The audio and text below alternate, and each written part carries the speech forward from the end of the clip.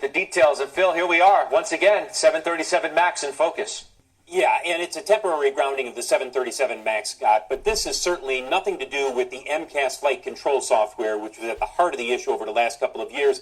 And this is a relatively minor issue that should be a relatively quick fix. So here's the story. Boeing telling 16 of its airline customers, look, we want you to temporarily ground the 737 MAXs that you have. Not all of them, just some of them. We're talking about 80 MAXs. These are all MAXs that were delivered after the FAA ungrounded the airplane in November. Welcome to our channel, and welcome to another one of our videos. Today we're going to discuss Boeing. We'll cover the company's news on their contracts, upcoming contracts, and their aircraft electrical issues. We'll show interviews with Boeing customer, as well as Jim Cramer talking about the CFO retiring and the CEO extension. We have lots and lots of stuff to cover. We're going to cover the price predictions and our analysis. If you're new to our channel, please click the money icon at the bottom of the videos to review our past videos. And please smash the like button and subscribe. So let's get busy. Here's our current position. We didn't put any more cover calls, and we didn't do that lump sum dollar cost averaging yet. Today, Boeing closed at $234.33, and it's dropping a little bit after hours.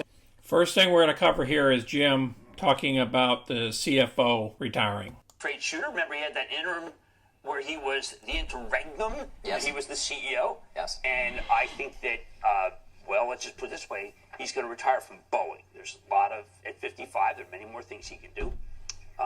Is that all he is? Yeah, he's 55.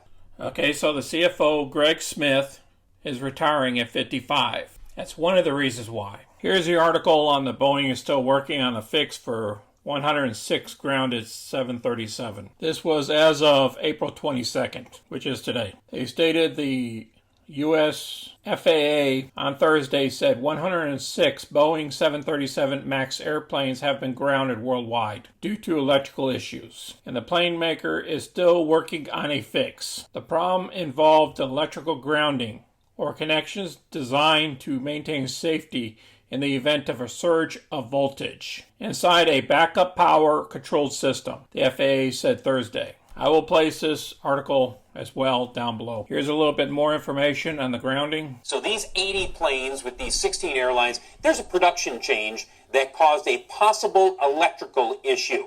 The fix time could be a couple of hours. At most, it could be a couple of days. But no doubt, this is a black eye, and certainly on a public relations level for Boeing and for the 737 MAX. Southwest has 30 of these MAX planes that it has pulled from its schedule. It's able to make up any impact on the overall flight schedule with spare aircraft and adjusting some of the passenger schedules. American Airlines, it's looking at 17 of these MAX airplanes that are in its fleet right now, and United has 16 of them. The impact in terms of the shares of these airlines, very modest today. That information went out on April 9th, so that was 13 days ago. That's when the stock started falling. So between the electrical issues and the CFO leaving is why the shares are falling for Boeing. Now let's look at these two contracts here. Now on the 21st, Boeing won a $437 million deal to build Apache AH-64 aircraft. And this story will also be down below. Now the second contract I wanted to show you here is Emirates wants grown-up talks about the Boeing 77 X-Ray. Now this is a bigger aircraft that Boeing is trying to make for these folks over in Dubai. Now they're still working on permits and everything else for this type of aircraft, the design stuff and everything else, and they just want to know when can they put their hands on it. I'm going to also leave this article down below for you to read. Let's go ahead and listen to the CEO of Southwest. They ordered a number of aircraft from Boeing. So let's listen to what he has to say. I think everybody's operating out of an abundance of caution. We're working with Boeing to get a service bulletin out and get the FAA to issue an airworthiness directive so we can get to work and get them back in the air. So It's not a real complex, lengthy issue at all, and at least we're at the point right now where we still have surplus airplanes, so there's no customer impact. Yeah, we need to obviously execute here and have our supplier execute, that is, and get back to business. Okay, that's about the electrical issue. Gary, you've been so candid with us over the years about the MAX. Pre-COVID, you came on the show and said we have one issue, and it's the MAX.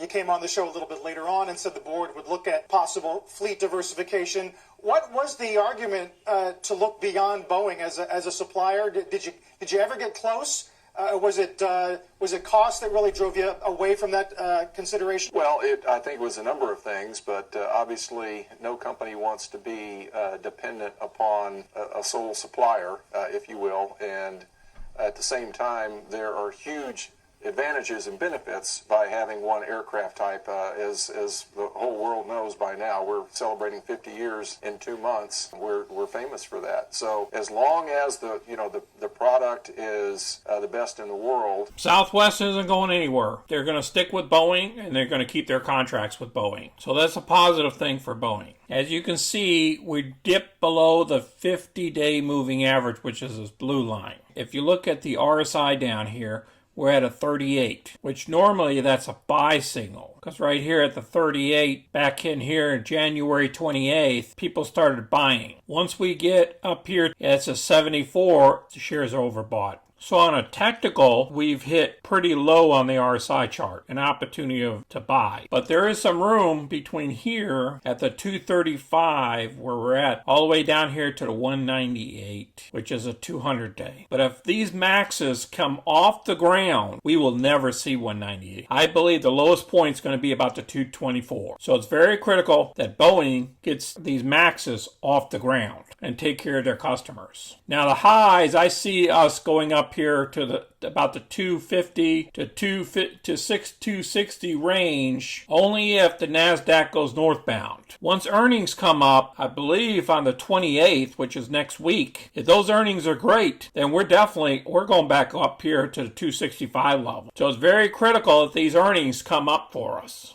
Please share our videos with others and click the like button and subscribe to our channel. If you have any questions or comments, please place them below. And thank you all for watching. You guys have a safe day and be safe out there. This is Sonny. I'm out.